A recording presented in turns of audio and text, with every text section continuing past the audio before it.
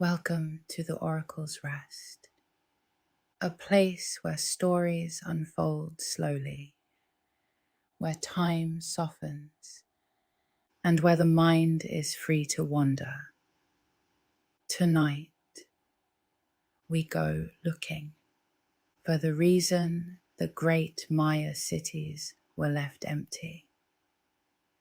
There is a plaza in northern Guatemala, paved in limestone plaster, with pyramids standing at each end of it.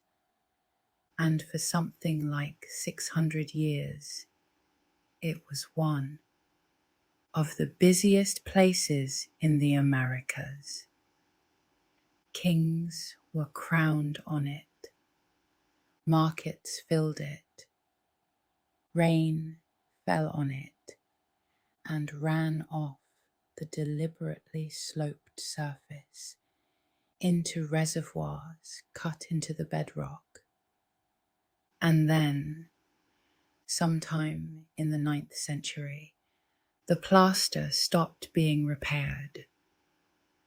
Grass came up through the cracks, seeds fell, and the forest came back across it and stayed for 1,000 years. That is the question tonight. Not where the Maya went, but why the cities stopped. And we should settle the first part straight away, because it is the piece that most often gets told wrong. The Maya did not vanish.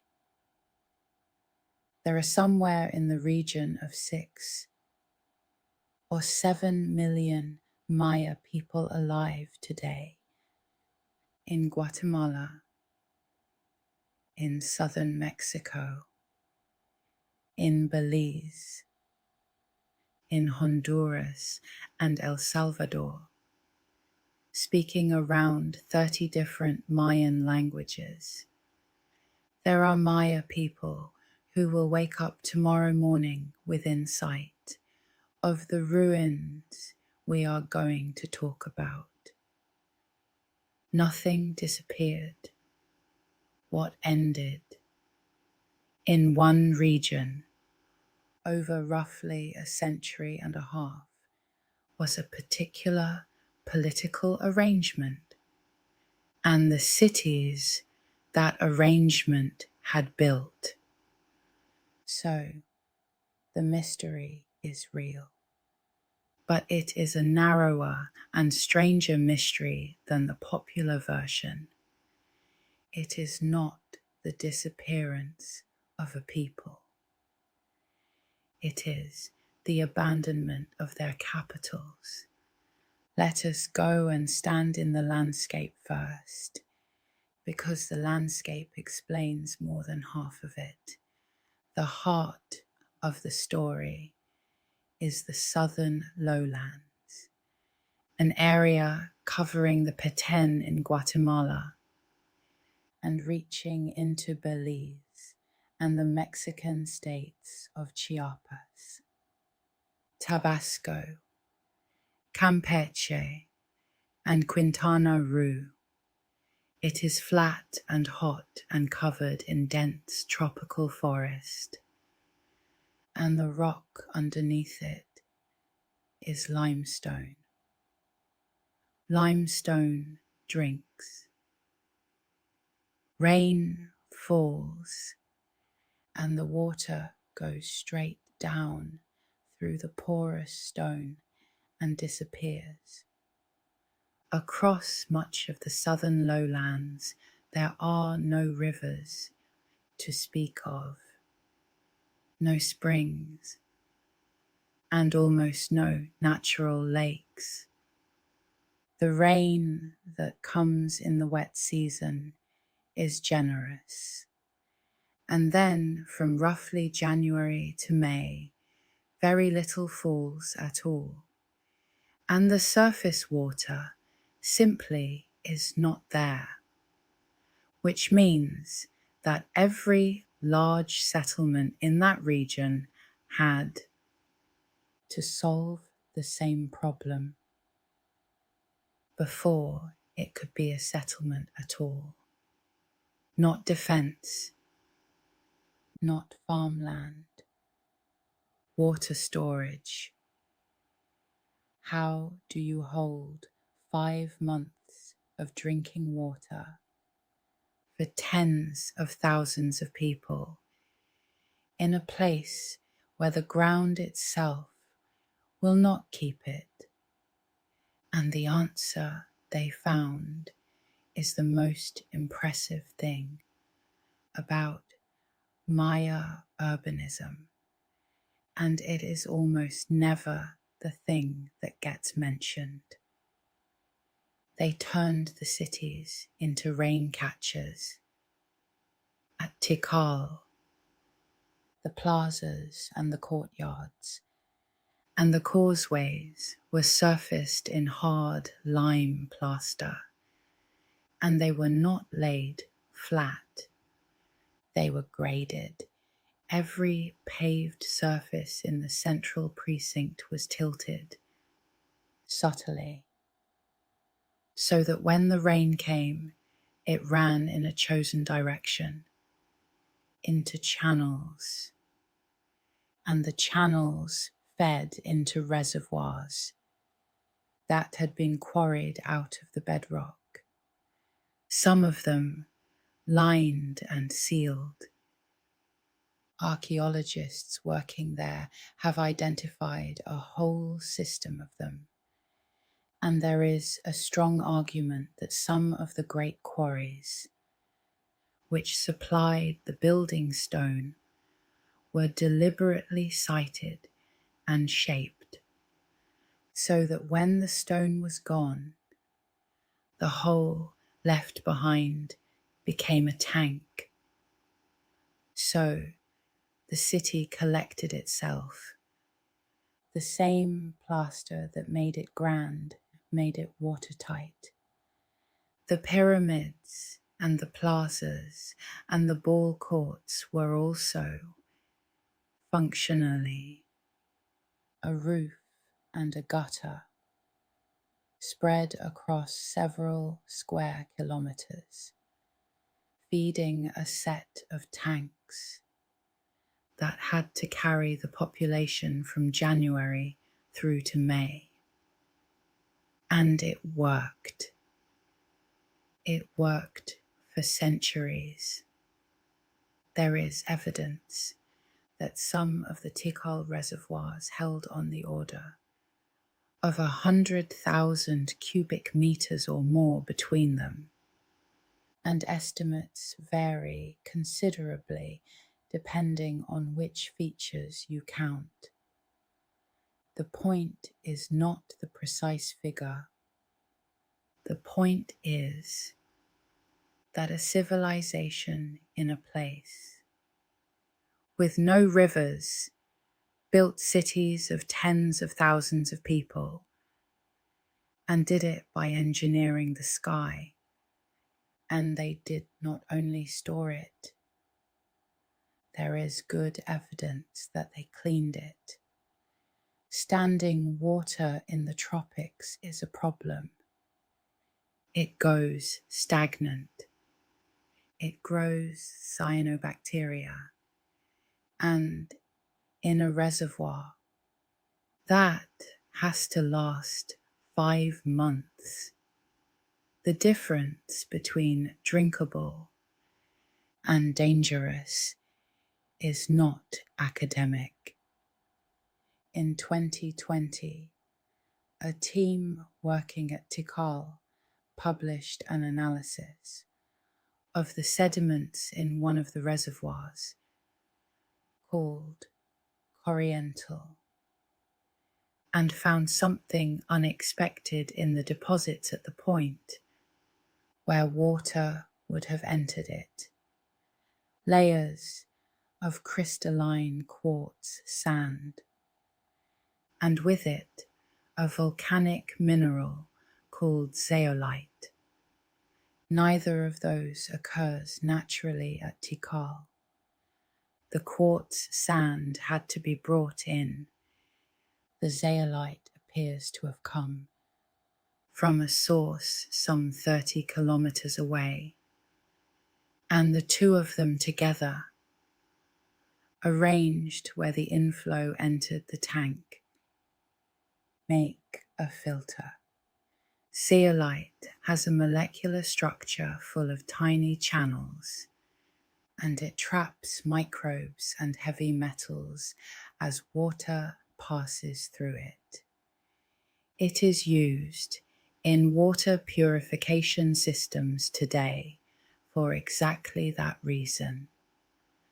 So, at some point, at least 1,000 years, before anyone in Europe was doing anything comparable, somebody at Tikal worked out that if you carried a particular kind of rock a day's journey and laid it where the water came in, the water stayed good. We do not know how they knew, presumably by noticing over a long time which springs and which sediments produced water. That did not make people ill. And then reproducing the conditions deliberately. There is a confidence in that which is worth registering. These were not people improvising at the edge of survival. They understood their water problem in detail, and they engineered against it with real sophistication. And it still was not enough. That is the more sobering version of the story. The collapse did not happen because nobody was paying attention. It happened to people who were paying a great deal of attention and who had built the best system anyone in that landscape had ever built, and who then met conditions their system had not been designed for. And that dependence is the whole hinge of the story. A city that depends on unstored rainfall is fine through a bad year. It is fine through two. The whole design assumes the rain comes back. Now, the cities themselves, in their good centuries, the period archaeologists call the classic runs, from roughly 250 to about 900 in the Common Era, and during it, the southern lowlands held dozens of independent kingdoms. Not one empire, never one empire. A shifting field of city-states, allied and hostile and intermarried, each with its own dynasty, its own patron gods, its own emblem glyph, which functioned rather like a coat of arms for the kingdom. Tikal, with its temples pushing up out of the canopy. Calakmul to the north, in the Mexican forest, its great rival.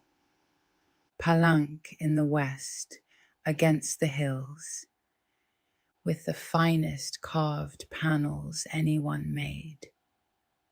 Copán, far to the southeast in Honduras, with a staircase inscribed with more than 2,000 glyphs, the longest Maya text that survives.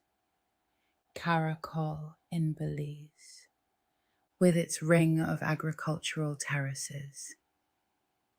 Yaxchilán and Piedras Negras facing each other across the Usumacinta River, dozens more.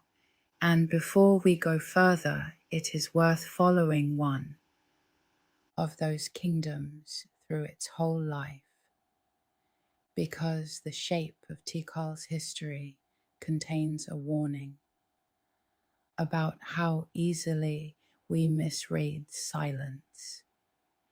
Tikal is old, long before the classic period, in what archaeologists call the late pre-classic. The lowlands were already building on an enormous scale. Some 50 kilometers north of Tikal lies El Mirador, a site whose great platform complex called La Danta is, by sheer volume of material moved, among the largest ancient structures anywhere in the world.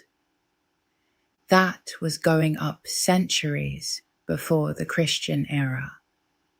And then, somewhere around the 2nd century of the Common Era, El Mirador and a number of other great pre-classic centers were abandoned.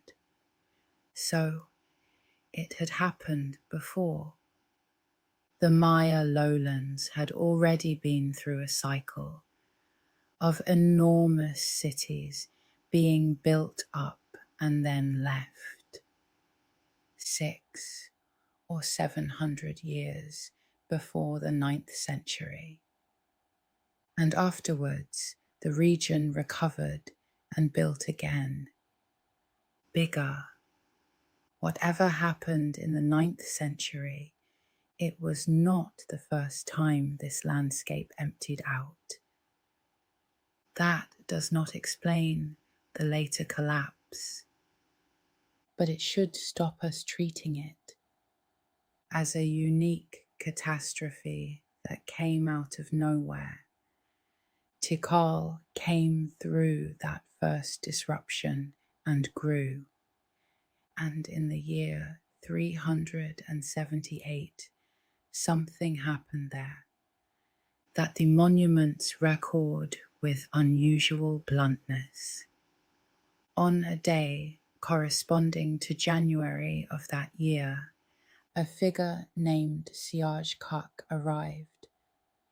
The texts say he arrived using a verb of arrival, coming from the west, and on that same day, the reigning king of Tikal, Chak Tok Ichak, died. The inscriptions place the two events on the same date and let you draw your own conclusion. Shortly afterwards, a new king was installed at Tikal, a boy whose father appears to have been a lord associated with Teotihuacan, the vast city in the highlands of central Mexico, 1,000 kilometers away, and utterly unlike a Maya city in its planning and its art. And from that point, the imagery at Tikal changes. Rulers begin to be shown with central Mexican weapons and war costume, with the spear thrower and the shell platelet helmet. Scholars argue hard about what this actually was: a conquest, a coup by a faction using foreign backing, a dynastic marriage dressed up as an arrival. What is not in dispute is that a distant power reached into Maya politics and rearranged it, and that Tikal spent the next century and a half as the dominant kingdom of the central lowlands, partly on the strength of that connection and then Tikal lost. In the 6th century, a rival power rose at Calakmul, and Calakmul played a long game. Rather than confronting Tikal directly, it built a network. Alliances and client kingdoms placed around Tikal, at Caracol, at Naranjo, later at Dos Pilas, steadily surrounding it. In the year 562, Tikal was defeated in a war recorded on a monument at Caracol. What follows is called the Tikal hiatus, and it is one of the strangest features in Maya history. For something like 130 years, from the 560s until nearly 700, Tikal put up almost no dated monuments at all. The greatest city in the lowlands goes quiet. Not empty, quiet. People are still living there. The dynasty apparently continues, but the public record of divine kingship, the stelae and the dedications, very nearly stops. If you were an archaeologist looking only at monument dates, you would say that Tikal collapsed in 562, and then in 682, a king called Jasor Chan Kawil the first took the throne, and in 695 he defeated Calakmul in battle, and Tikal came roaring back. He and his son built the great temples that stand at Tikal today. Temple 1, the steep-sided pyramid on the east side of the great plaza that everyone photographs, was raised over Jasor Chan Kawil's own tomb.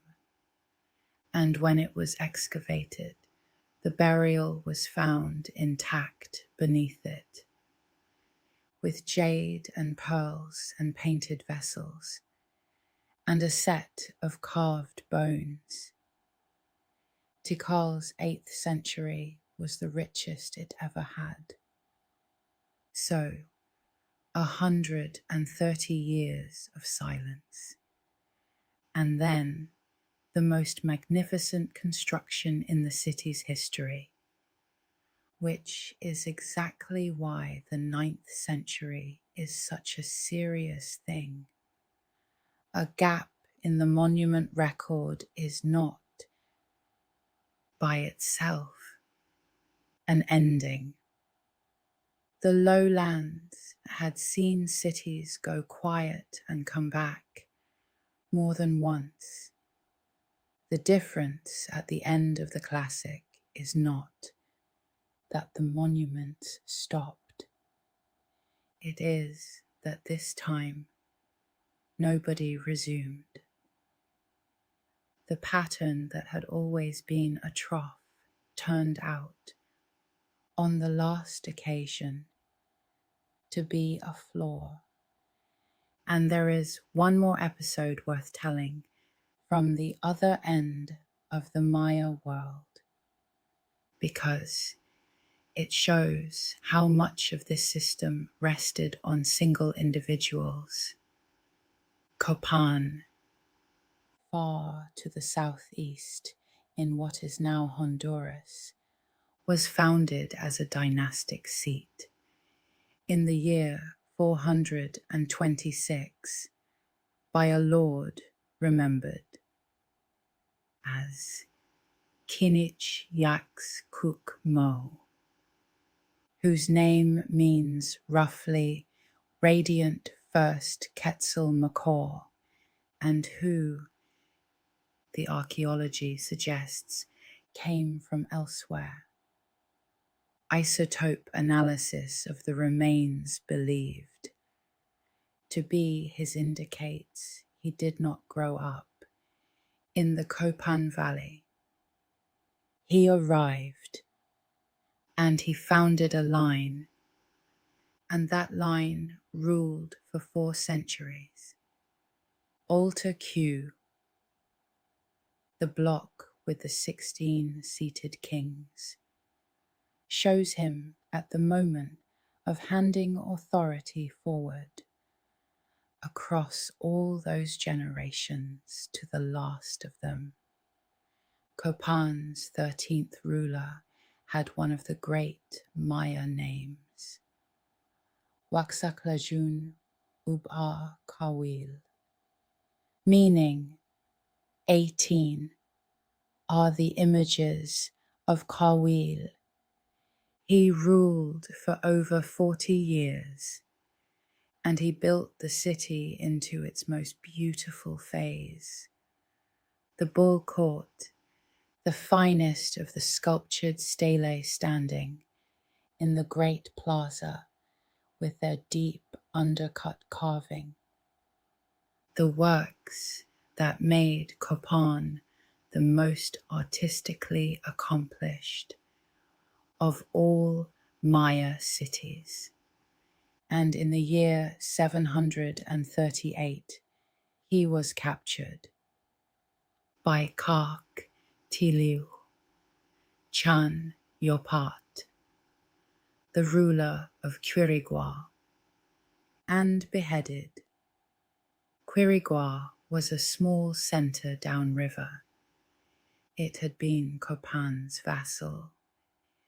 Its king had very probably been installed with Copán's blessing, and he captured and executed his own overlord, and then commissioned a series of monuments at Quirigua recording it, including the tallest stone monument the Maya ever erected. Copán did not fall that day. It recovered after a fashion. Some 20 years later, a successor built the hieroglyphic stairway in its final form. That enormous flight of steps carrying the dynasty's history in thousands of glyph blocks, which reads very much like a monument built by a court insisting loudly on its own legitimacy after a humiliation. But the shock is visible in the record, and Copán's last century was diminished. Its final dated monument comes less than 100 years after the beheading, and Altar L, the unfinished one, is what the dynasty managed at the end, which tells you something important about the system. Before the drought ever arrived, a kingdom's fortunes could turn on the body of one man in one afternoon. There was no bureaucracy underneath the king that could carry on regardless. No institutional machinery that survived him. Divine kingship concentrated everything into a single person and a single lineage. And that made these kingdoms brilliant and fast-moving, and also astonishingly fragile. Now, add a drought to that. At the top of each of these sat a figure called the Kuhul Ajal, which is usually translated as Holy Lord or Divine King. And this office is the second thing you need to hold on to tonight, alongside the water. The Kuhul Ajau was not simply a ruler. He was the axis between his kingdom and the powers that made it rain and made the maize grow. He performed the bloodletting rites. He conducted the ceremonies at the turn of the calendar. He was portrayed on the monuments as the world tree itself, standing at the center, holding the layers of the cosmos apart. His legitimacy came from the claim that through him, the ordinary working of the world was maintained. That is a magnificent thing to be. In a good century, it is a very dangerous thing to be when the rain fails. And the third thing to hold on to is that these people wrote everything down and dated it precisely and carved it into stone in public. Maya scribes used a system called the long count, which does not measure a year within a cycle, but counts days forward from a single fixed starting point far back in mythic time. It is an absolute calendar, which means that when a Maya king put up a monument, he could and did record the exact day it was dedicated, and we can convert that date into our own calendar and know it to the day. It is worth slowing down over how that calendar actually worked, because it is one of the most beautiful things this civilization made, and because it is still running. There were really 3 counts turning at once. The first is a cycle of 260 days, called the Tzolkin. It is built from 2 wheels meshing, 13 numbers, 1 to 13, and 20 named days. Each morning, both advance by 1. So a day that is 4 Ahau is followed by 5 Imix, then 6 Ike, and so on. The numbers running out at 13 and starting again, while the names run on to 20 and start again. Because 13 and 20 share no common factor, every possible pairing occurs before any repeats, and it takes 260 days to come back around to 4 Ahau. Nobody is certain why 260. It is close to the length of a human pregnancy. It matches the interval between zenith passages of the sun at certain latitudes in Mesoamerica. It may be both or neither. What is certain is that it is very old, that it was shared across Mesoamerica far beyond the Maya, and that it governed the ritual life of the year. The second count is the Hab of 365 days. 18 months of 20 days each, which gives 360, and then a final short period of 5 days at the end. Those 5 days had a reputation. They were considered dangerous, unlucky, a seam in the year where things could go wrong, and people took care during them. Note what is missing.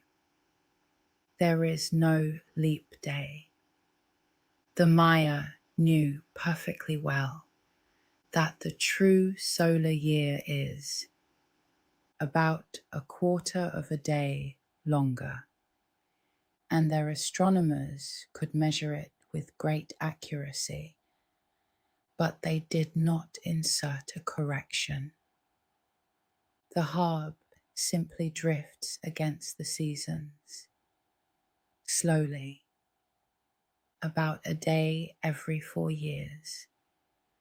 They preferred a count that never broke its rhythm to one that stayed aligned with the sun.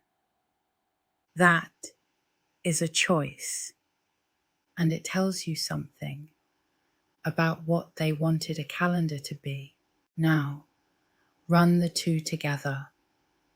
A given day has a sulkin position and a harb position, and the pair does not repeat until both cycles come back into the same alignment. That takes 18,980 days, which is 52 years, and it is called the calendar round. 52 years is a long human life, which means that for most people who ever lived under it, the full combination of name and date they were born on would come round once, if they were fortunate, and the completion of a calendar round was a genuinely significant event. But 52 years is useless for history if you only have the calendar round, then a date recorded on a monument is ambiguous the moment. More than one lifetime has passed.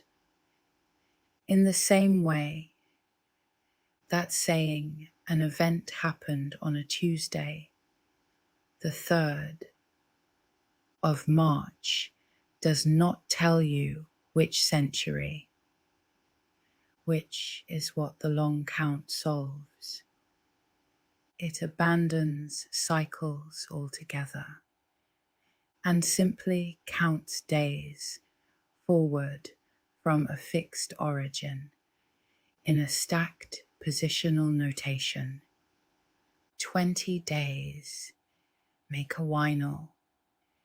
18 whinels make a ton, which is 360 days, close to a year.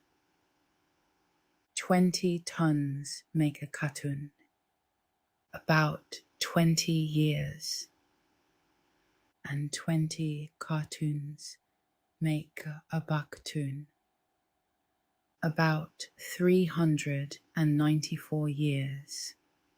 A long count date is written as those 5 numbers in order, and it names one specific day and no other, anywhere in the whole span. The starting point falls in our calendar in August of 3114, before the Common Era, which is far earlier than any Maya city, and belongs to mythic rather than remembered time. It is the beginning of the present world in Maya cosmology, the current creation, and the kings hung their reins on that. A monument would give the long count date, then the Tzolk'in day, then various lunar and other cycle information, then the hub date, and only then get around to saying what actually happened. The event is introduced by the machinery of time rather than the other way around. The date is not a footnote to the deed. The deed is an occurrence within the count. You have almost certainly heard the far end of this without knowing it.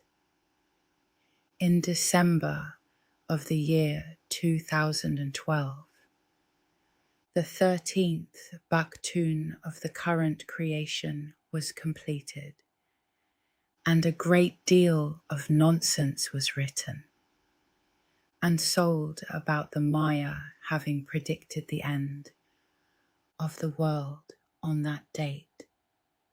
They did not.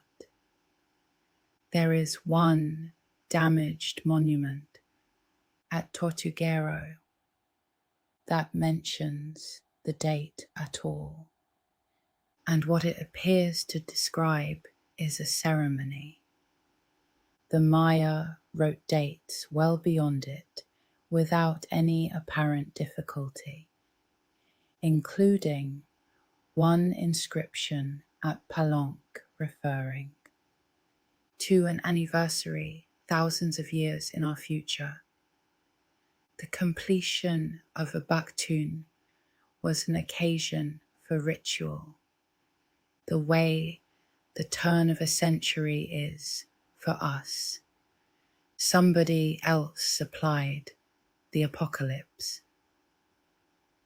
And the 260-day count, the oldest of the three, is the one that never stopped.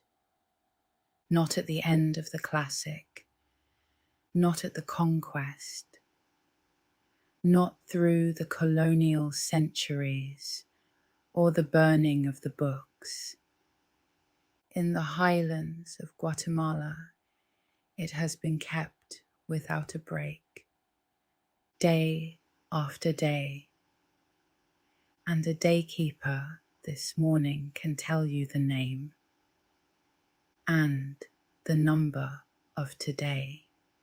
They put up these monuments constantly, carved stone shafts called stelae, and low circular altars to go with them, set up in plazas to mark accessions, anniversaries, victories, and above all, the endings of calendar periods. A king would erect one at the close of every 20-year period, and often at the halfway and quarter points too, showing himself in ceremonial dress, scattering incense, standing on a captive, with the date beside him, which gives archaeology something it almost never gets: a continuous, precisely dated, self-reported record of political activity, city by city, for 600 years. And that record is how we know when it stopped, because the monuments do not trail off vaguely. They stop, and you can put a year on it, kingdom by kingdom. Here is the shape of it. Through the 8th century, the southern lowlands are at their peak. More cities, more monuments, more people than ever before. And then, in the last decades of that century, in the Western kingdoms, the dedications begin to thin out. Palenque's last known monument date falls around 799. The kingdoms along the Usumacinta go quiet not long after. Copán, far away in the southeast, has its last dated monument around 822. Calakmul, around 859. Tikal, the greatest of them, around 869. And the last long count date known anywhere in the southern lowlands is at Tonina, in the Chiapas hills, and it falls in the year 909. So, there is your timeline, not an event, a rolling silence, moving unevenly across a region roughly the size of a mid-sized country, over something like 120 years, kingdom by kingdom, west to east and then out. And at Copán there is a single object that says all of this better than any summary. It is called Altar Q, and it is not the one I mean, but it is the one worth knowing first. Altar Q is a stone block carved on all four sides with 16 seated figures. The entire dynasty of Copán, each ruler in order, each named, wrapping around the block, with the founder handing the scepter of office across to the 16th king. It is a dynasty portrait in stone, and it is confident, and it is complete. And then there is Altar L. Altar L was begun by a man attempting to be the 17th king. It is carved in the same style, and it was clearly meant to do the same job. And it is finished on one side only. 2 figures were completed. The rest of the block is blank, not damaged, not eroded away, never carved. The work simply stopped partway around the stone, and nobody came back to it.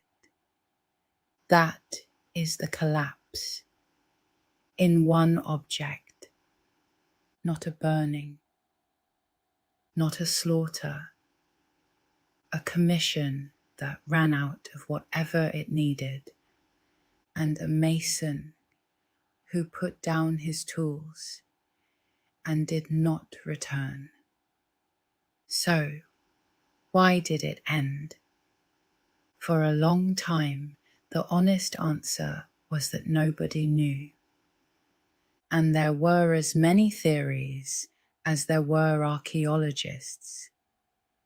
Over the last 30 years or so, that has genuinely changed. And it has changed because of evidence coming in from outside archaeology altogether, from lake sediments and cave formations. So let us take the causes one at a time. And let us be careful about which ones are demonstrated and which ones are argued. Start with the drought, because it is the one that has produced the hardest data. The technique is elegant. When rain falls and soaks down through limestone, it dissolves minerals and drips into caves, and each drop leaves a microscopic deposit behind. And over centuries, those deposits build a stalagmite up from the cave floor in layers, like tree rings. The chemistry of those layers, specifically the ratio of oxygen isotopes, varies with how much rainfall there was. And crucially, stalagmites can be dated very precisely using uranium and thorium. In 2012, a team led by Douglas Kennett published a rainfall record built from a stalagmite in a cave called Yokbalum in southern Belize. Within the region we are talking about, it gave a year-by-year picture of wet and dry conditions going back well over 2,000 years. And what it showed is that the 9th century in that region was persistently, unusually dry. There is a long drying trend running through roughly 800 to 900, with severe episodes inside it. Independent work on sediment cores from Lake Chichancanab in Yucatan had already pointed in the same direction. When a lake evaporates, the water becomes more concentrated and gypsum precipitates out and settles, and gypsum-rich bands in the core mark dry intervals. Those bands cluster in the same window. More recent work has tried to put a number on the severity. A study published in 2018 using isotopes trapped in water within gypsum crystals from that same lake concluded that annual rainfall fell by something between 40 and 55% below present-day levels, with reductions reaching as much as 70% at the peak of the drought, and relative humidity dropping by a few percent alongside it. Those figures carry real uncertainty, and the researchers said so, but the direction is not in dispute. So, the rain failed in the right region at the right time for long enough to matter. That is about as clean as this kind of evidence ever gets. And now, the complication, which is the part that makes this genuinely interesting rather than merely sad. Drought alone cannot be the whole answer, because while the southern cities were falling silent, the cities in the northern Yucatan were doing the opposite. Chichen Itza was rising through exactly this period and reached its height in the 10th and 11th centuries. After Tikal had gone quiet, Uxmal and the Puk cities were building their finest architecture in the 8th and 9th centuries, and the northern Yucatan is drier than the southern lowland. Not wetter, drier. So, the simple version that the rain stopped and the Maya could not cope breaks on that fact. If aridity were straightforwardly fatal, the north should have gone first. It did not. It flourished while the south emptied, which tells us that what mattered was not rainfall by itself, but the relationship between a particular way of living and a change in the rainfall. Something about the southern system was brittle in a way the northern one was not. So, what else was going on down there? Warfare, for one, and considerably more of it than the older generation of scholars believed. There was a long period when the Maya were described in popular books as uniquely peaceful, a civilization of stargazing priests. That picture came apart as the writing was deciphered, because once you can read the monuments, what they mostly talk about is politics and war, capture, sacrifice, the burning of enemy cities, the taking of lords.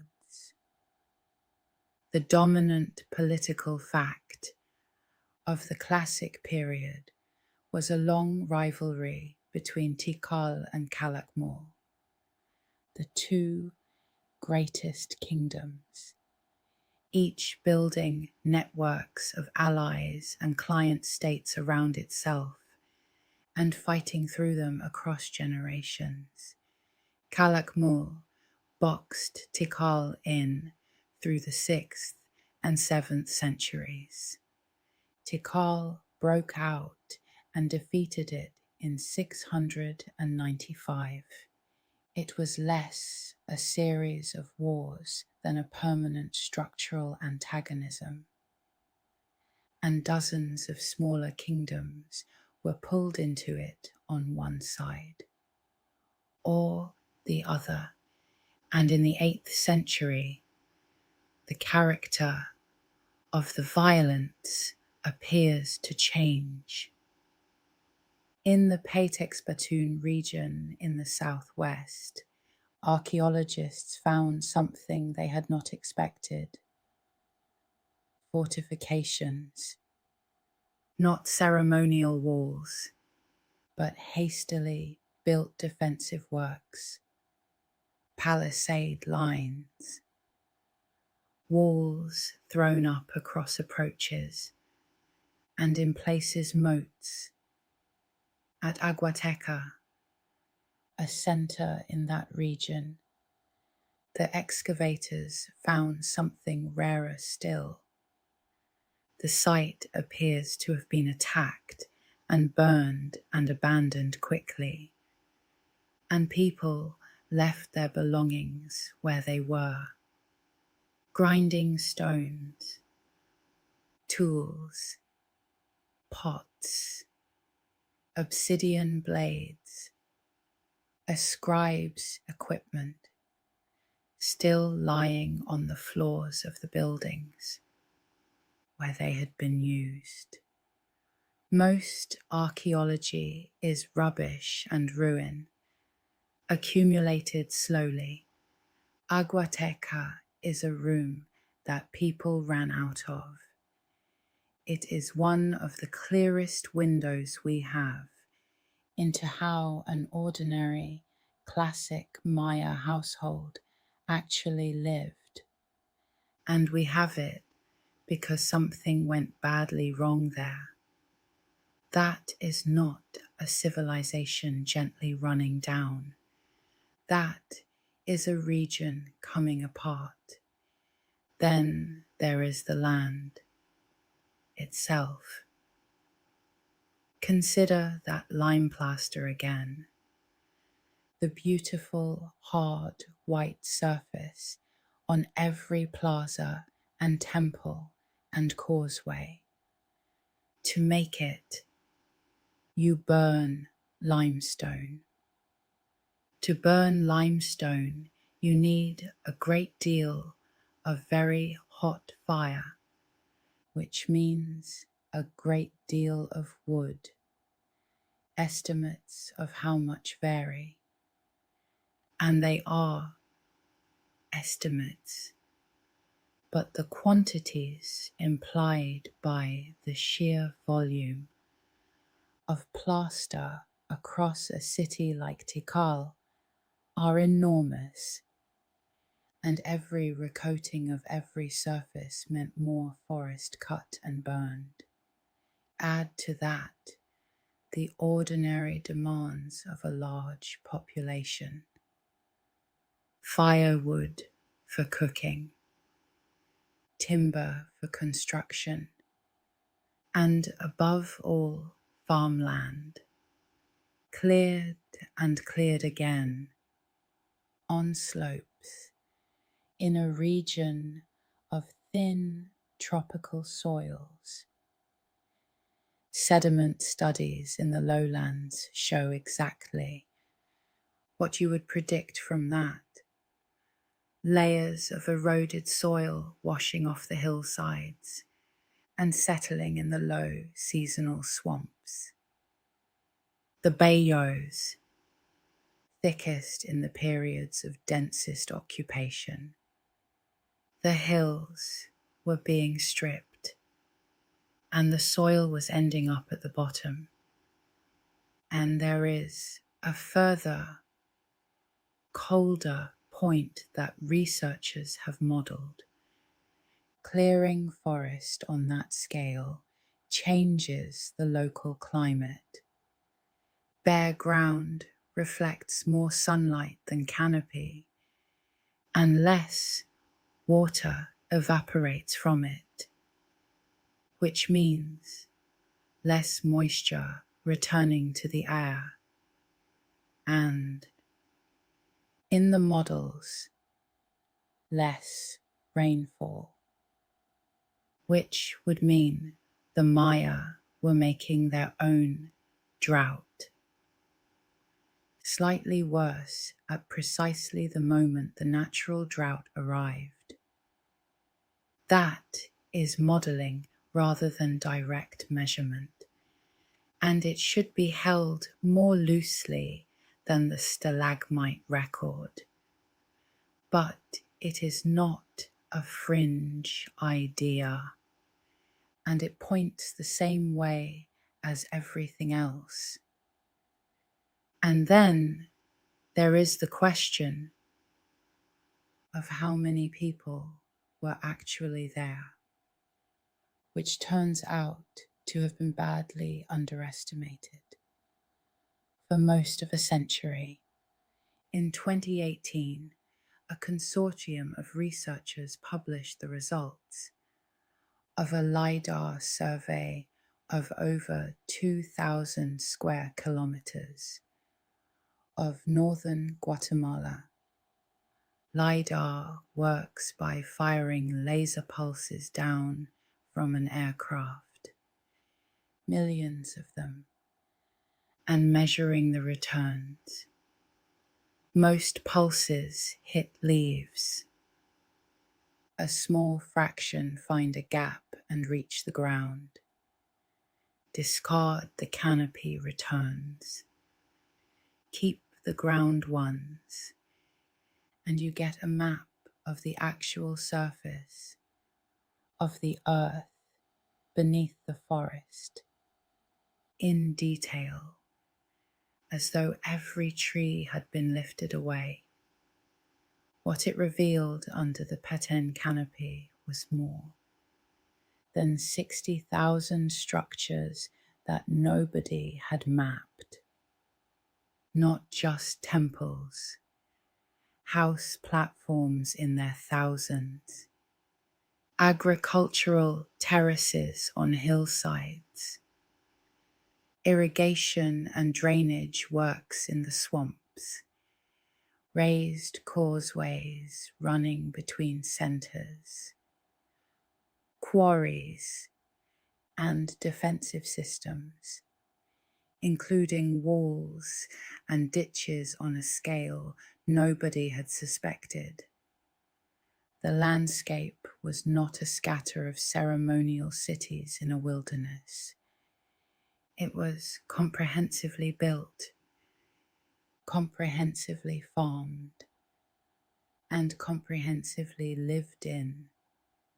The survey team's estimates for the total Classic period population of the lowlands ran into the many millions, and toward the upper end of that range, considerably higher than the older textbook figures, which sharpens the whole problem. A denser population is a more productive one, and also a more exposed one. More mouths, more cleared land, more soil loss, less slack. A landscape farmed to that intensity has no reserve capacity. When several bad years arrive together, so now put the pieces beside each other, because no single one of them is sufficient, and together they are more than sufficient. A region with no natural surface water, dependent entirely on stored rain, a population at or near the ceiling of what the land could support, forests cut back hard for fuel and fields and plaster, with the soil going off the slopes, a political landscape of dozens of competing kingdoms, already fighting, already fortifying, and into that, a decades-long drought. But there is one more element, and it is the one that turns a hard century into an ending. It is not environmental at all. It is the thing we set aside earlier about what a Maya king was for. Remember the Kuhul Ajal, the Holy Lord who stands at the center and keeps the world working, whose ceremonies bring the rain, whose bloodletting feeds the gods, whose entire claim on the labor and food and loyalty of tens of thousands of people rests on the proposition that through him the ordinary functioning of the cosmos is sustained. Now, give that man a drought, not a bad season, a drying that runs on through his rain and into his suns. He performs the rites at the calendar endings, exactly as his ancestors did, exactly as the monuments show them doing. And the rain does not come. He performs them again. It does not come. There is no version of that story in which his authority survives intact. A king whose legitimacy is agricultural cannot survive an agricultural failure because the failure is by the terms of his own ideology, a verdict on him. He is not merely a ruler failing to solve a problem. He is the designated point of contact with the powers responsible for the problem, and they are visibly not listening. And you can see the consequence in the archaeology because of the very specific way the collapse shows up. In the record, the monuments stop first, before the city's empty, before the population declines. What disappears is the practice of divine kingship itself, the stelae, the dedications, the dynastic altars, the enormous public ceremonies at the turn of the calendar. The institution goes quiet while there are still plenty of people around. At a number of sites, ordinary domestic occupation continues for decades after the last royal monument was raised, which means the sequence was not that everyone died, and the kings, therefore, stopped carving. It was that the kings stopped being kings, and the enormous shared project that had organized those cities, the building and the plastering and the ceremonies and the wars, stopped having anyone to organize it, and that project was the city. Take away the reason to maintain the plaza, and nobody maintains the plaza. Take away the reason to recoat the reservoir lining, and it silts and leaks. A city like Tikal was not a place that happened to have a king in it. It was a machine for being a kingdom, and it needed constant labor to stay standing. And the thing that had commanded that labor had lost the argument. So people left.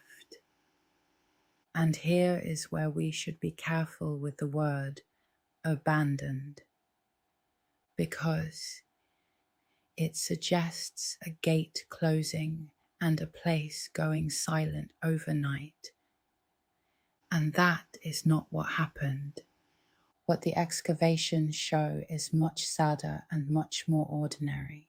At site after site, in the final phase, you find people living in the monumental buildings, not maintaining them, camping in them, cooking fires on the floors of palaces, with soot on ceilings that had been plastered white, rough partition walls thrown up inside great halls to make smaller, warmer rooms, burials cut into the floors of ceremonial courtyards, which in the old order would have been unthinkable.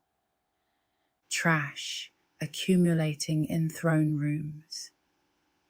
People stayed on in the ruins of the thing, using the good stone rooms because they were there, and it would have been foolish not to. For a generation or two, or three, while the surrounding population thinned out around them.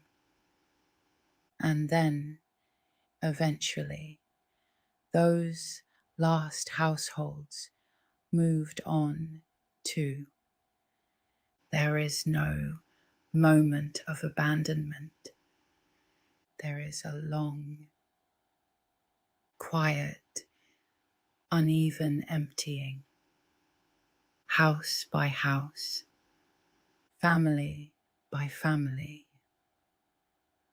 over decades, in which at each individual step, somebody simply decided it would be better to be somewhere else, which raises the obvious question: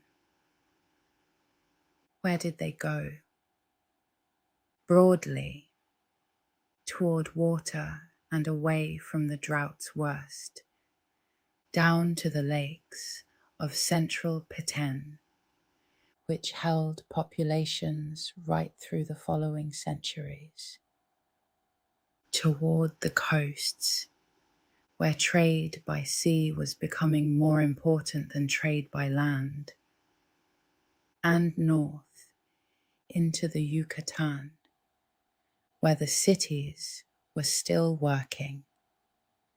And this is the part of the story that most people never hear, because the popular version ends at 900, with the forest closing in, as though that were the end of Maya history.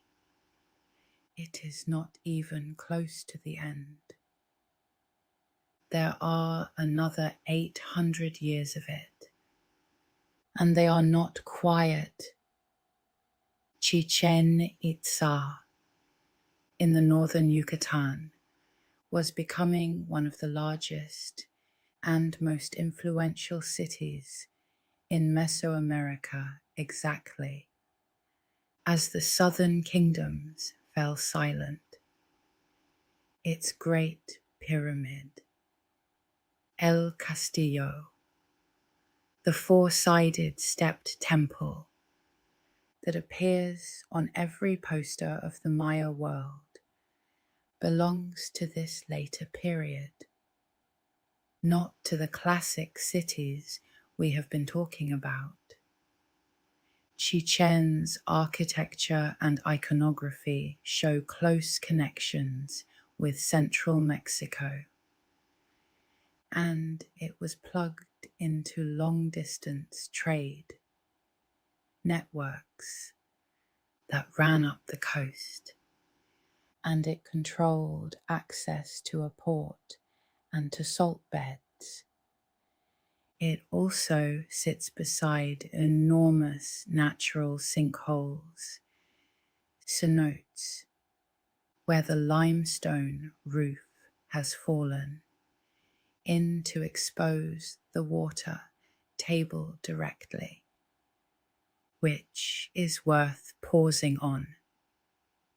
The northern cities did not have to build their water supply.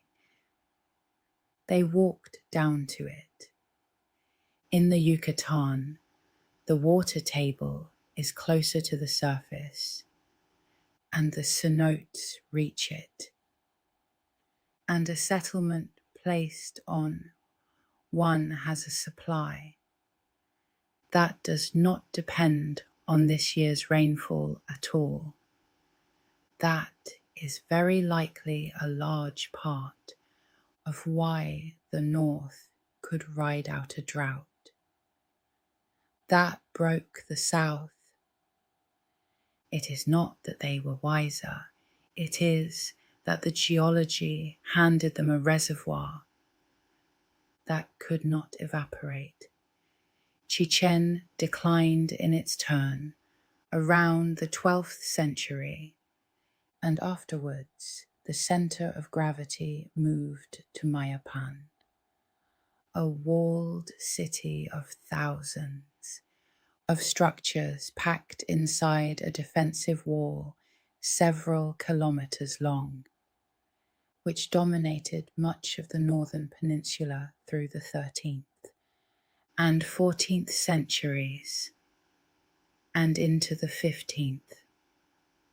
And Mayapan ended in a way we know about from Maya and Spanish accounts written down later, not from drought, but from a revolt of the ruling families against the dominant lineage in the 1440s, after which the peninsula fragmented into a couple of dozen small competing provinces.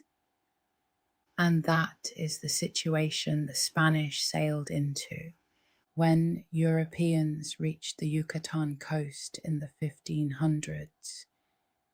They did not find ruins. They found functioning Maya polities with towns and markets and lords and priests fighting each other and trading with each other. The conquest of Yucatan was correspondingly slow and unpleasant and took decades, from the 1520s into the 1540s, and involved several complete Spanish failures and withdrawals before it succeeded. And even then, it did not entirely succeed. Deep in the forest of the Petén, on an island in Lake Petén Itzá, there was a kingdom called the Itzá, with its capital at Noypetén. It sat in exactly the region the classic cities had emptied out of 6 centuries earlier, and it remained independent. And it stayed independent through the entire colonial period, while everything around it was conquered. Noypetén finally fell to a Spanish assault in 1697. 1697 is more than 200 years after Columbus. Isaac Newton had already published the Principia 10 years earlier. Johann Sebastian Bach was 12 years old, and an independent Maya kingdom was still governing itself from an island in a lake in Guatemala, with its own lords and its own calendar priests. The last Maya kingdom outlived the beginning of modern physics.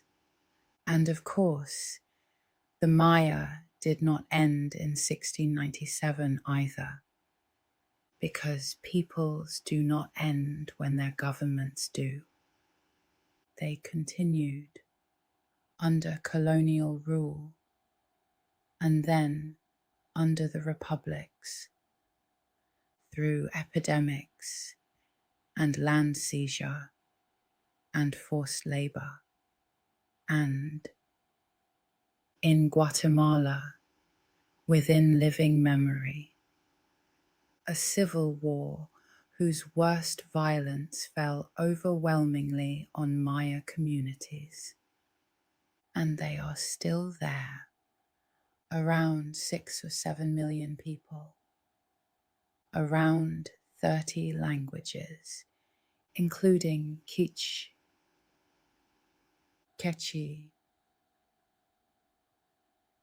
Tikal, Mam, Yucatec, and Tzotzil, many of them with hundreds of thousands of living speakers. In the Guatemalan highlands, there are still calendar keepers, Ajikij, who track the 260-day ritual count, the same cycle of 13 numbers and 20 day names that was being tracked when Tikal was building. It has been counted continuously, day after day, without interruption, for well over 2,000 years.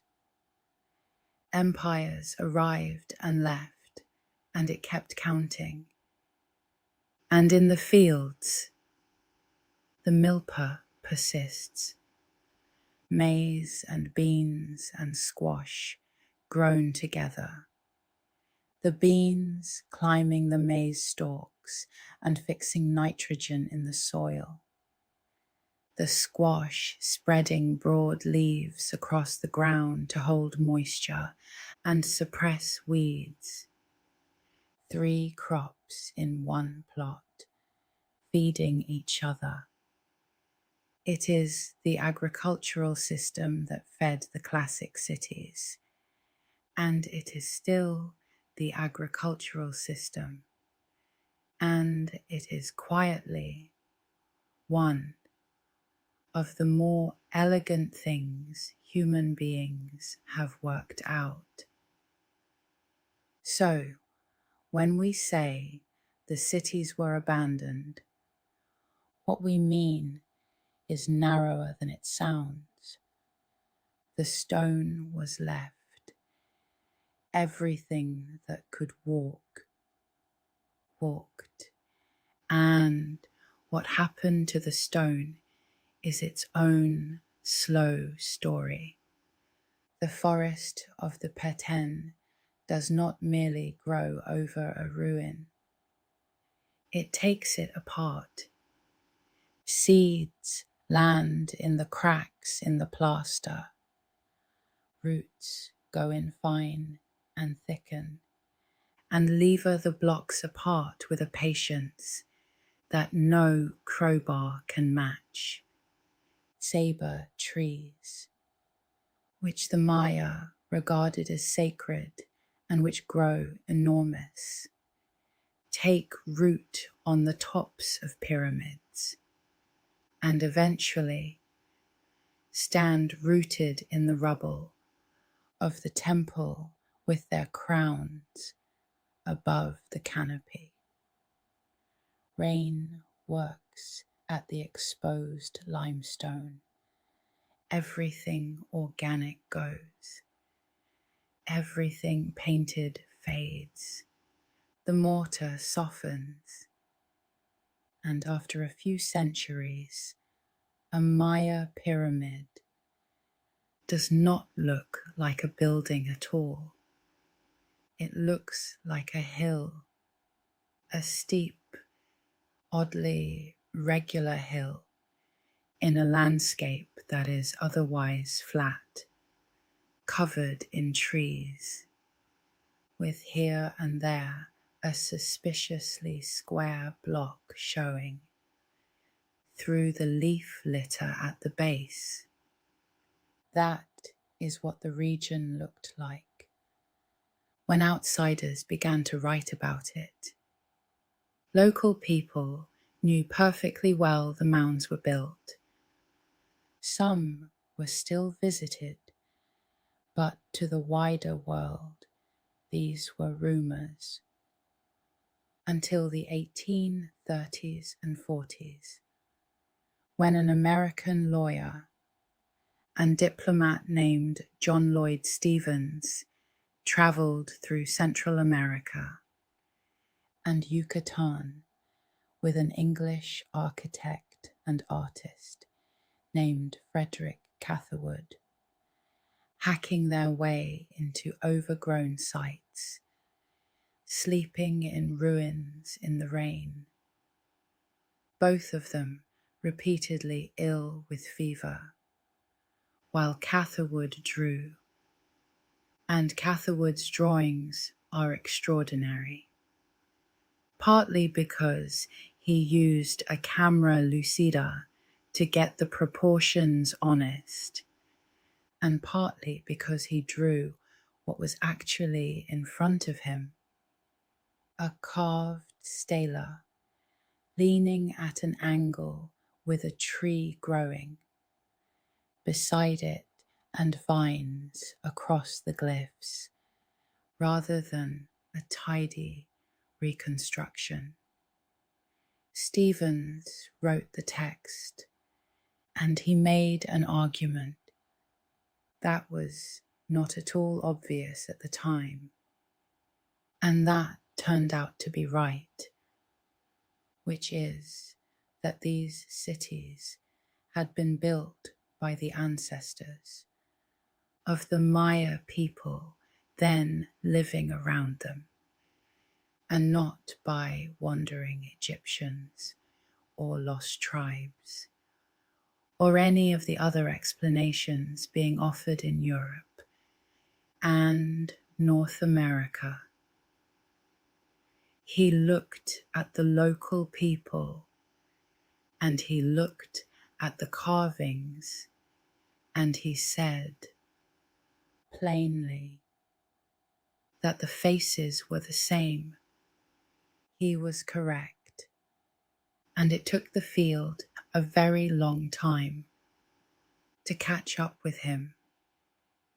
And then there is the writing, which is the thread I want to follow to the end, because it changes what the ruins are.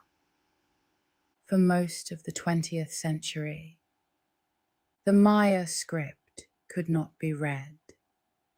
It was assumed by the dominant scholars of the day to be a system for recording astronomy and calendrics and religious abstraction, and there was a widely held belief that it did not record history at all, because the Maya were imagined as a serene, theocratic people uninterested in the political vanities of other civilizations.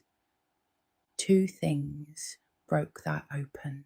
In the 1950s, a Russian scholar named Yuri Knorozov, working in Leningrad, largely cut off from the Western field, argued that the script was partly phonetic, that many signs stood for syllables, and that words were built from them.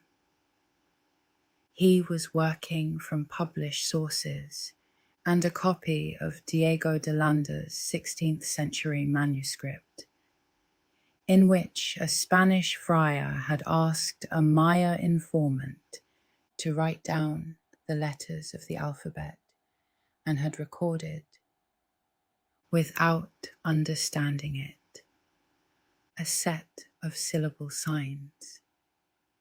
Knorozov saw what it was. His work was dismissed for years in the West, partly on the merits as they were then understood, and partly, it has to be said, because of the politics of the period. And in 1960, a scholar named Tatiana Proskuryakov, studying the monuments at Piedras Negras, noticed something structural. The stelae at that site fell into groups. Within each group, the dates clustered inside a span of roughly a human lifetime, and the same pattern recurred: an early date, then a date some years later, then further dates. Then the group ended, and a new one began.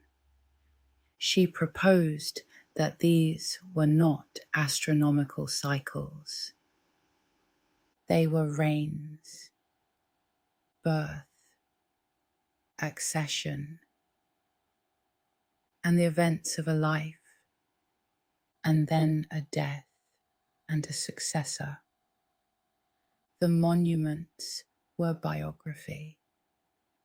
Once those two insights were combined and a generation of epigraphers went to work, the inscriptions opened up, and what came out of them was not serene at all. It was kings and queens with names and parents and children, accession dates, wars, with the day recorded,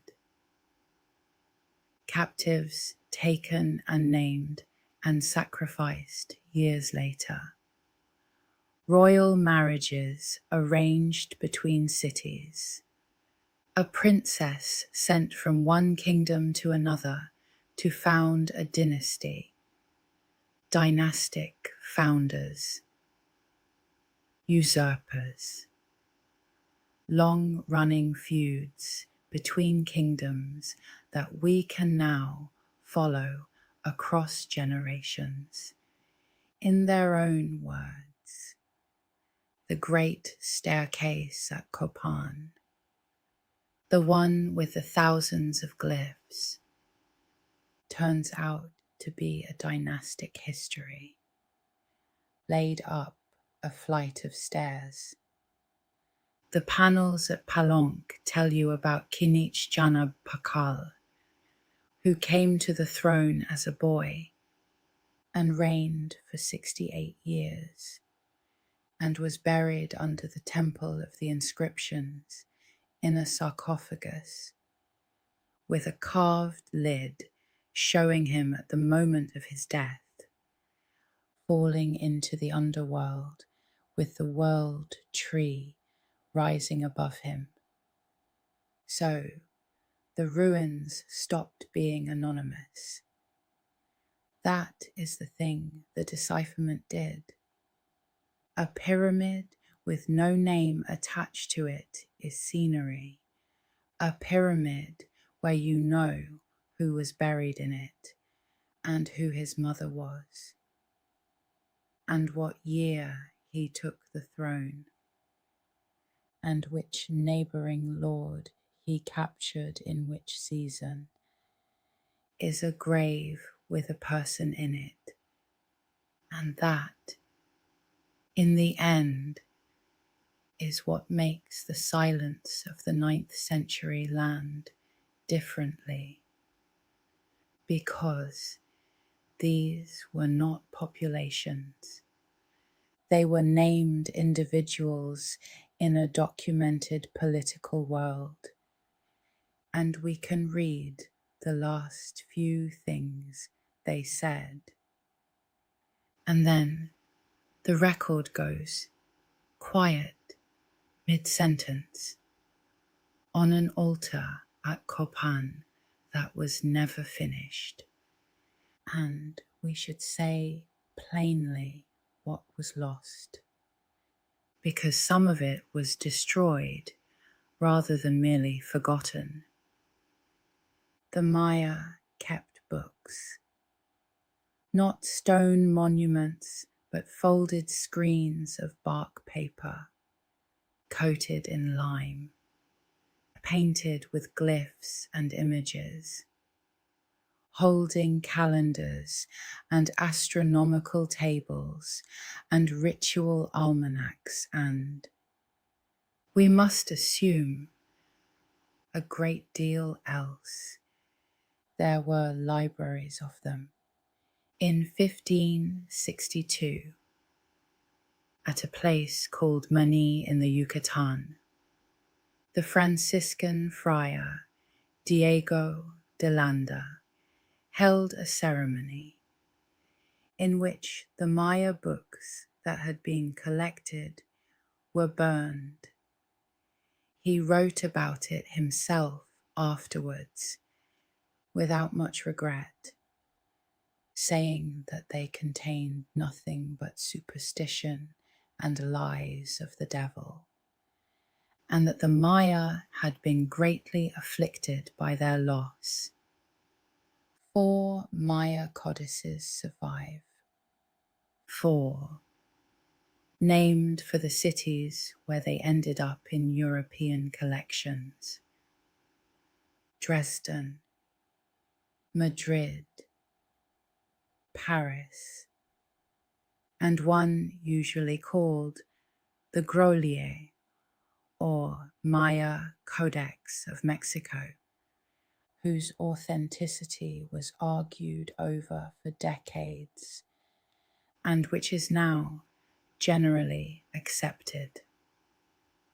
The Dresden Codex contains Venus tables of remarkable accuracy and eclipse predictions. It survived because it was shipped to Europe as a curiosity, sat in a library, and was not read by anyone who wanted to destroy it. That is the entire surviving library of a literate civilization. 4 books, none of them from the classic cities we have been discussing. All of them later, all of them saved by accident. And it is worth holding those 2 things next to each other. The stone survived because it was too heavy to move and too dull to bother destroying. And the paper did not survive because it was portable and legible and therefore worth burning.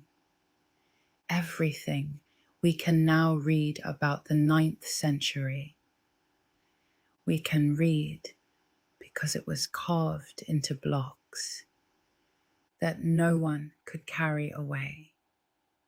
So, how confident should we be about any of this?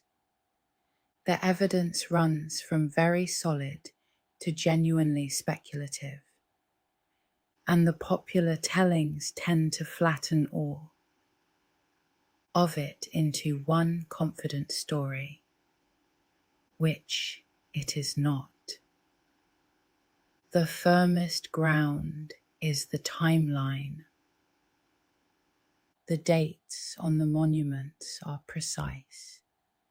They convert cleanly into our own calendar, and the pattern of cessation across the southern lowlands is not in dispute by anyone.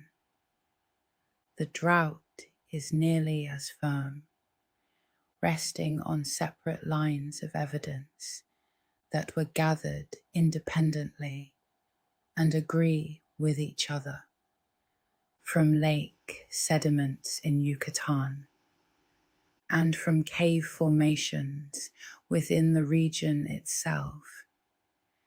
And the warfare is solid too, along with the fortifications, the burning at Aguateca, the eroded soil sitting in the barrios, and the density of settlement the laser survey revealed.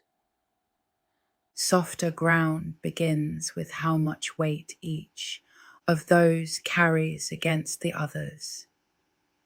There is no consensus that assigns proportions, and a confident percentage is a sign that somebody has gone past the evidence.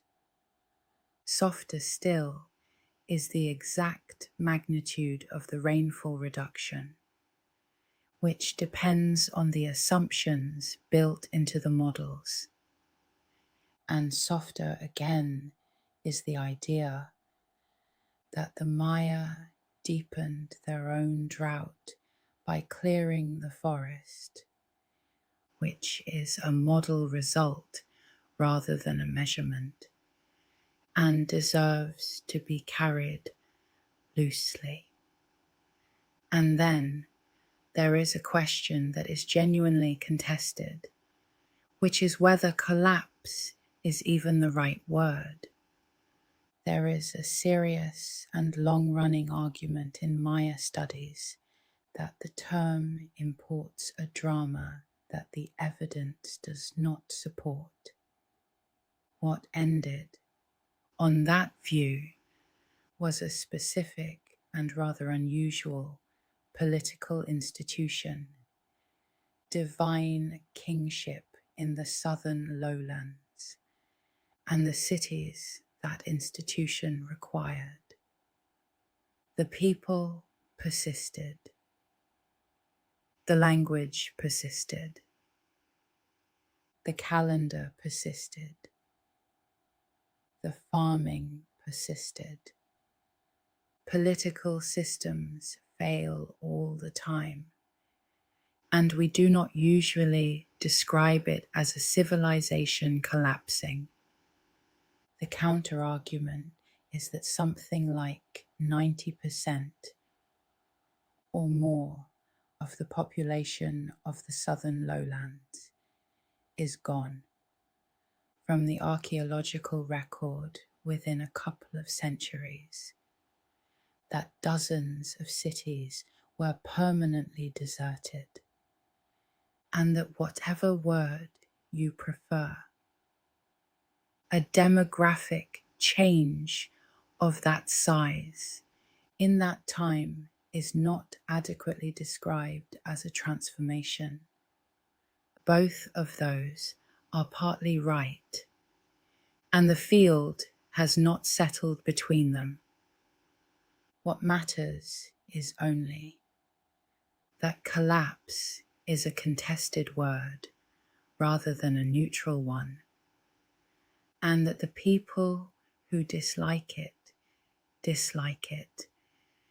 for a decent reason, which is that for the better part of a century, it encouraged everyone to picture the Maya as a people who failed and vanished, while their descendants were standing right there in the same valley, and the arguments can rest there for the night. It is better to go back before the ending and simply be in one of these cities for a while. On an ordinary morning, dawn in the Copán comes fast, the way it does near the tropics. There is no long grey approach. The sky goes from black to grey to a hard, clean light in the space of half an hour. And before it does, the forest is louder than the city. Howler monkeys start it, well before first light. And if you have never heard them, you would not guess what they were. It is not a chatter. It is a low roaring, carrying for kilometers, rolling from one troop to another across the canopy in the dark.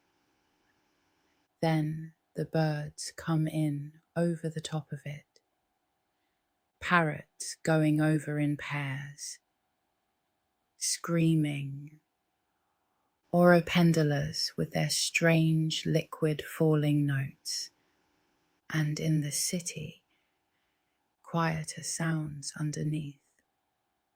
The scrape of a grinding stone, someone slapping maize dough flat between their palms, over and over, which is a sound that has not changed in this region in 3,000 years.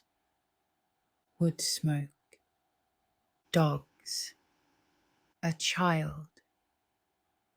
Most people lived not in the great plazas, but around them, in household compounds spread out through the forest, several thatched buildings arranged around a small private patio, raised on a low platform to keep them out of the wet, with the family's ancestors buried underneath the floors, not in a cemetery somewhere else, under the house where they still belonged to the household.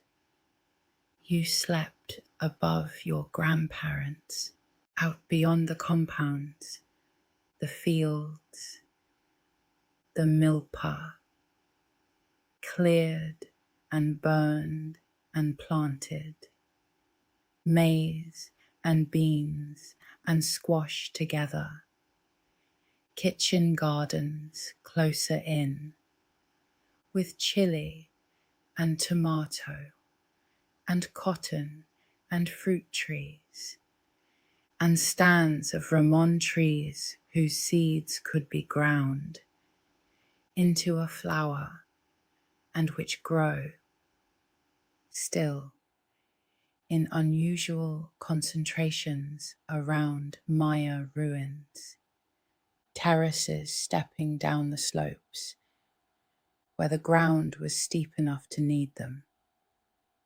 raised fields in the wet margins, a landscape managed in fine detail everywhere, all at once, and then the center. The first thing that would strike you is the glare. We are used to seeing Maya cities as grey stone in green forest, because that is what 1,000 years of weather leaves. That is not what they were.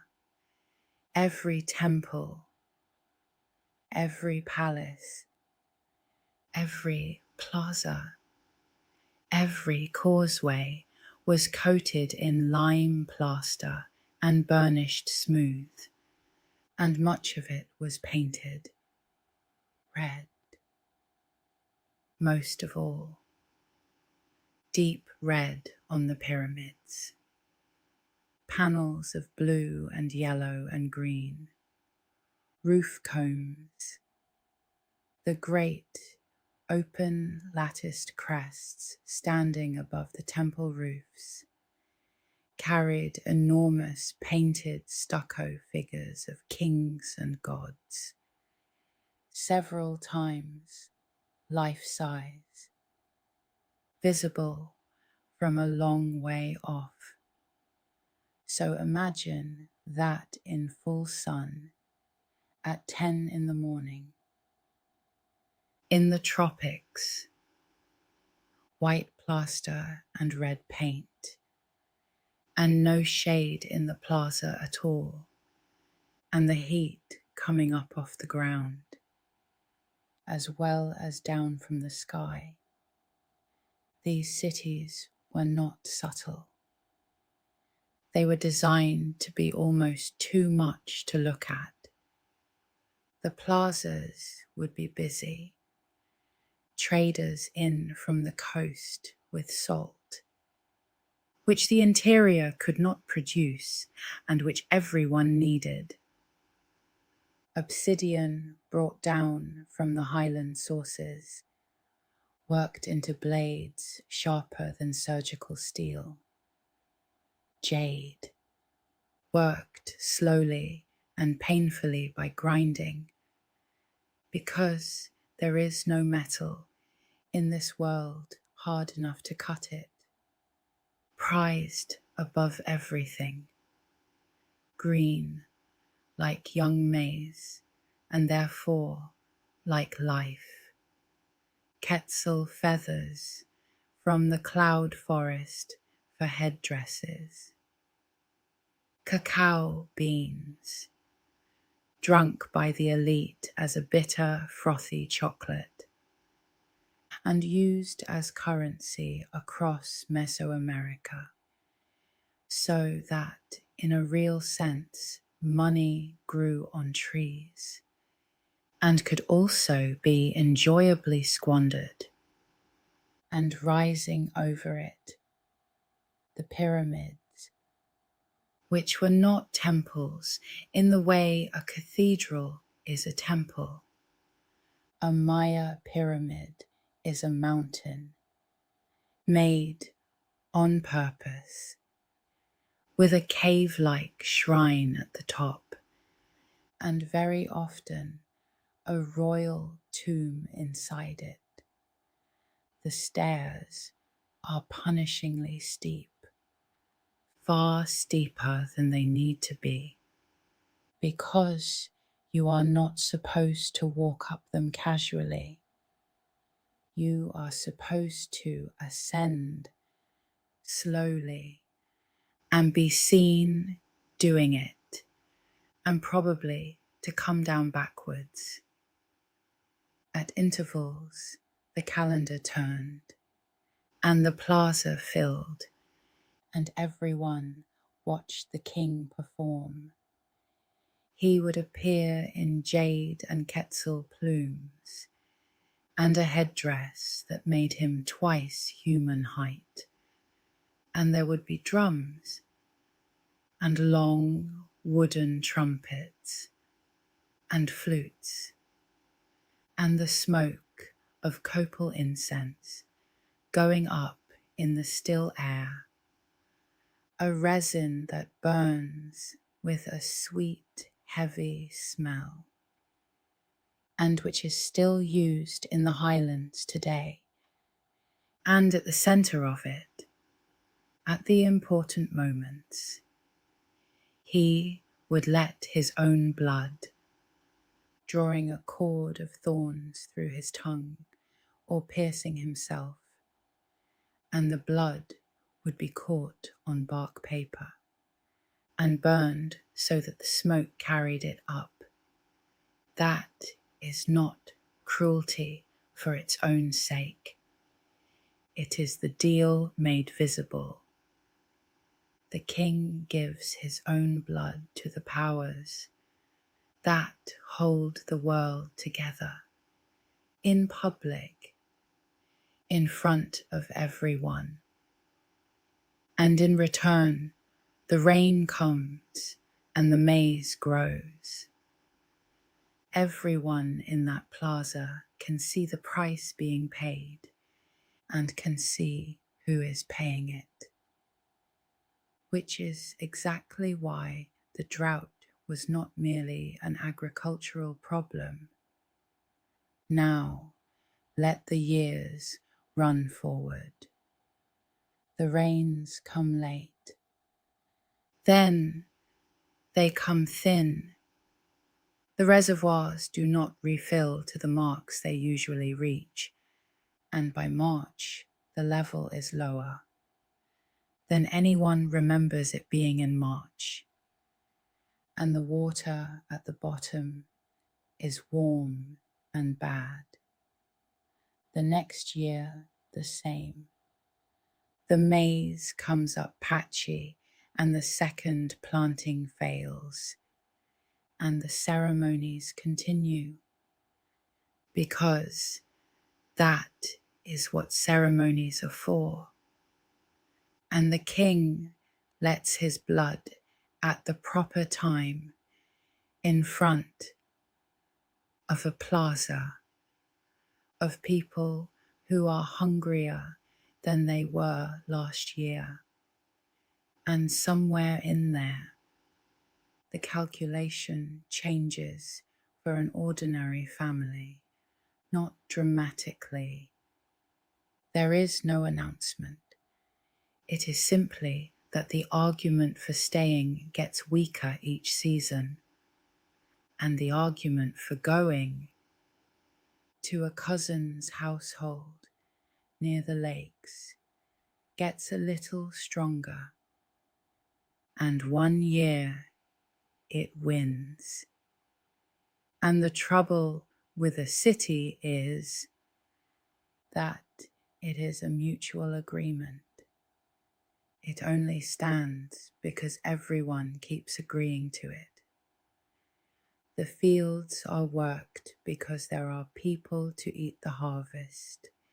The plaster is renewed because there is a court to impress. The reservoir is dredged because there is authority enough to organize the labor. Every one of those depends on the others. Pull enough threads and the whole thing does not break. It just quietly stops being worth doing. And so the last scenes are small ones. A reservoir not dredged, so it silts. A causeway not repaired, so grass gets in. A stelae raised but not dedicated. An altar carved on one side. Nobody in that story does anything foolish. Every individual decision is reasonable. That is what makes it hard to look away from. And now the night is late, and we can let the forest come back in. Think of the plaster going first, because it always goes first. Hairline cracks in the white surface, filling with dust, and a seed in the dust, and rain on the seed. Grass through the seam between two paving blocks. Then a sapling in the corner of a courtyard where the runoff collects, growing fast because there is light in the open plaza, and nothing left to pull it up. Roots going down into the joints between the stones. Fine as thread at first, thickening over years, lifting a block a finger's width, and then a hand's width, and then over. Vines across the carved face of a stelae, softening the outline of a king's headdress, and the glyphs beside him filling slowly with moss and shadow. The roof comb losing its stucco figures a piece at a time. In the rain, until the lattice stands bare against the sky, and then a section of the lattice falls.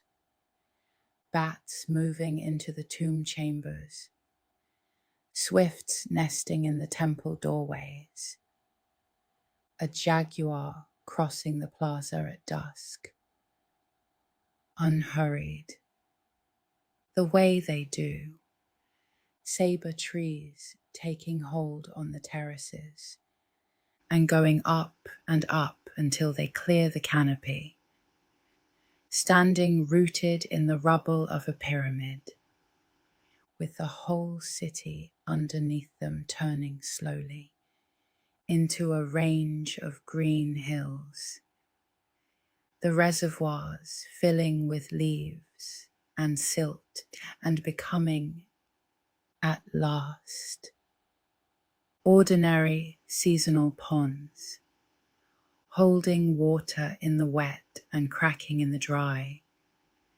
exactly as the ground did before anyone thought to shape it, and rain, year after year, falling on all of it, on the plaster and the roots and the mounds and the forest.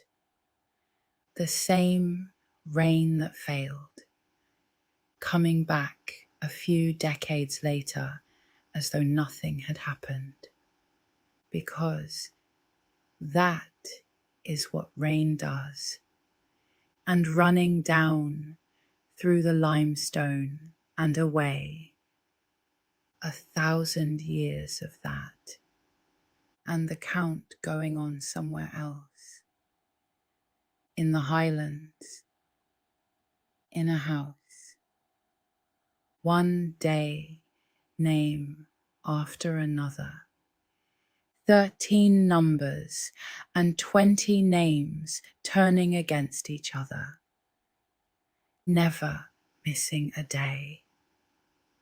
Through all of it, through the drought and the emptying and the forest and the ships arriving and the burning at money and the centuries afterward, counted by someone every morning without a break to this morning. And now the forest at night over the buried plazas, warm air, wet leaves, the howlers quiet for a few hours, fireflies low over the ground where the market was, water moving very slowly through the limestone underneath everything, the way it always did, finding its way down, a tree root tightening by a hair's breadth against a carved block in the dark, the mounds under the canopy holding their shape, moonlight somewhere above the leaves, not quite reaching the ground, stone cooling, rain beginning again, far off, moving in over the trees, soft on the canopy, then nearer, and the old plazas lying quiet beneath it, patient, unhurried, still there, still counting.